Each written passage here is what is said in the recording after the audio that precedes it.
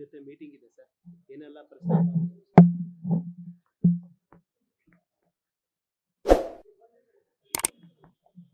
ಮೈಸೂರಿನಲ್ಲಿ ನಿನ್ನೆ ಆಷಾಢ ಶುಕ್ರವಾರ ತಾಯಿ ಚಾಮುಂಡೇಶ್ವರಿ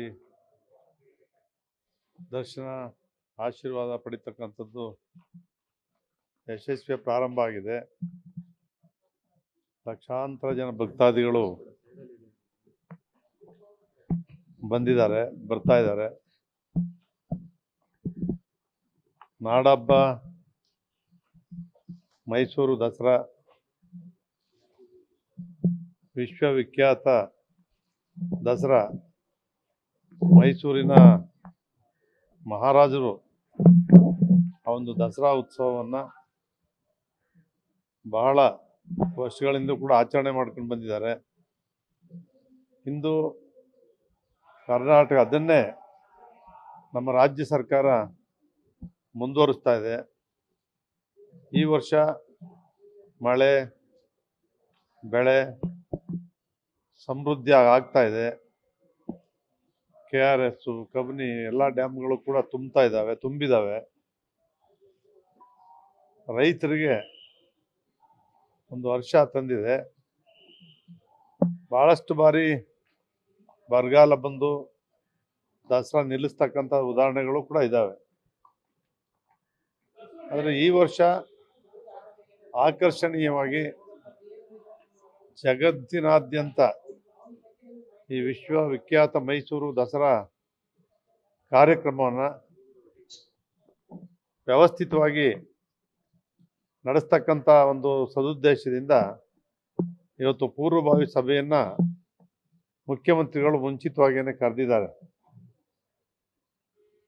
ಆದ್ದರಿಂದ ಈ ಒಂದು ಸಭೆಯಲ್ಲಿ ತಮಗೆಲ್ಲರೂ ಕೂಡ ಗೊತ್ತಿದೆ, ದಸರಾ ಸಂದರ್ಭದಲ್ಲಿ ಎಲ್ಲ ಕ್ರೀಡೆ, ಸಾಹಿತ್ಯ, ಕಲೆ, ಸಂಗೀತ, ನಾಟಕ, ಜಾನಪದ, ಮೈಸೂರಿನ ಮಹಾರಾಜರು ಅಂದು ಪ್ರಾರಂಭಿಸಿದಂಥ ಕಲೆಗಳು ನಶಿಸಿ ಹೋಗದೇ ಇರ್ತಕ್ಕಂಥ ಕಲೆಗಳನ್ನು ಉಳಿಸಿ ಬೆಳೆಸ್ತಕ್ಕಂಥದ್ದು ಪ್ರವಾಸೋದ್ಯಮ ಇಲಾಖೆ, ಅದೇ ರೀತಿ ರೆವಿನ್ಯೂ ಇಲಾಖೆ, ಮುಜರಾಯಿ ಇಲಾಖೆ, KSRTC ವಿಶೇಷವಾದ ಬಸ್ಸುಗಳು, ಅಲ್ಲಿ ಏನು ಈ ಒಂದು ಜಂಬೂ ಸವಾರಿ ವ್ಯವಸ್ಥೆ, ಇದೆಲ್ಲವೂ ಕೂಡ ಒಂದು ಭಕ್ತಿಪೂರ್ವಕವಾಗಿ ಆಕರ್ಷಣೀಯವಾಗಿ ನಡಿಬೇಕು ಅಂತಕ್ಕಂಥ ಒಂದು ಸದುದ್ದೇಶ. ಜೊತೆಗೆ ಇವತ್ತೇನು ಆ ಕಡೆ ಬಂಡೀಪುರ, ನಾಗರಹೊಳೆ, ಬೇರೆ ಬೇರೆ ನದಿಗಳನ್ನ ನೋಡ್ತಕ್ಕಂಥದ್ದಿರ್ಬೋದು, ಅರಣ್ಯ ನೋಡ್ತಕ್ಕಂಥದ್ದಿರ್ಬೋದು, ಪ್ರವಾಸಿ ಕೇಂದ್ರಗಳು, ಕೊಡಗು, ಇವೆಲ್ಲವೂ ಕೂಡ ಸ್ಥಳಗಳನ್ನ ವೀಕ್ಷಣೆ ಮಾಡ್ತಕ್ಕಂಥದ್ದಕ್ಕೆ ಬಸ್ಗಳನ್ನು ವ್ಯವಸ್ಥೆ ಮಾಡ್ತಕ್ಕಂಥದ್ದು. ಇದೇ ಸಂದರ್ಭದಲ್ಲಿ ಅಭಿವೃದ್ಧಿ ಕಾರ್ಯಕ್ರಮಗಳನ್ನು ಕೂಡ ಮಾಡಬೇಕು ಅಂತಕ್ಕಂಥ ಒಂದು ಮನವಿಯನ್ನ ಮಾಡ್ತೀವಿ. ಸರ್, ಈ ಬಾರಿ ದಸರಾದಲ್ಲಿ ಕಂಬಳವನ್ನು ತರಬೇಕು ಅಂತೇಳಿ ಮನವಿ ಸಲ್ಲಿಸ್ತಾ ಇದ್ದಾರೆ. ಕಂಬಳದ ಆಯೋಜನೆ ಎಲ್ಲವನ್ನು ಕೂಡ ಮಾಡಬೇಕು ಅಂತಕ್ಕಂಥ ಒಂದು ಮನವಿಯನ್ನ ಮಾಡ್ತೇವೆ. ಸರ್, ಇವಾಗ JDS ನಿಂದ ನಿಖಿಲ್ ಕುಮಾರಸ್ವಾಮಿ ಅವರು ರಾಜ್ಯ ಪ್ರವಾಸವನ್ನು ಕೈಗೊಂಡಿದ್ದಾರೆ ಸರ್. ಅದಕ್ಕೆ ನಿಮ್ಮ JDS ನ ಭವಿಷ್ಯ ಏನು ಸರ್? ಯಾವತ್ತು ನಿಮ್ಗೆಲ್ರಿಗೂ ಅನುಭವ ಇದೆ, ಬಹಳ ವರ್ಷ ನೋಡಿದ್ದೀರಿ. ಯಾವುದೇ ಒಂದು ಪಕ್ಷ ಕರ್ನಾಟಕ ರಾಜ್ಯದಲ್ಲಿ ಇತ್ತೀಚಿನ ದಿನಗಳಲ್ಲಿ ಪಕ್ಷವನ್ನ ಕಟ್ಟಿ ಕಾರ್ಯಕ್ರಮಗಳನ್ನು ಕೊಟ್ಟು ಅಧಿಕಾರಕ್ಕೆ ತರ್ತಕ್ಕಂಥ ಉದಾಹರಣೆಗಳಿಲ್ಲ. ಆಡಳಿತವನ್ನ ನಡೆಸ್ತಕ್ಕಂಥ ಸರ್ಕಾರಗಳ ವೈಫಲ್ಯತೆ ಇನ್ನೊಂದು ಪಕ್ಷವನ್ನ ತರ್ತಕ್ಕಂಥದ್ದನ್ನ ಇತ್ತೀಚಿನ ದಿನಗಳಲ್ಲಿ ನಾವು ನೋಡ್ತಾ ಇದ್ದೇವೆ. ಆಡಳಿತ ಪಕ್ಷದ ಫೇಲ್ಯೂರ್ ಏನಿರುತ್ತೆ ಅದು ಇನ್ನೊಂದು ಪಕ್ಷವನ್ನ ಆಟೋಮೆಟಿಕಲಿ ಜನರ ಮನಸ್ಸು ಬದಲಾವಣೆಯಾಗಿ ಪಕ್ಷಗಳು ಅಧಿಕಾರಕ್ಕೆ ಬರ್ತಕ್ಕಂಥದ್ದು ನಾವು ನೋಡ್ತಾ ಇದ್ದೀವಿ.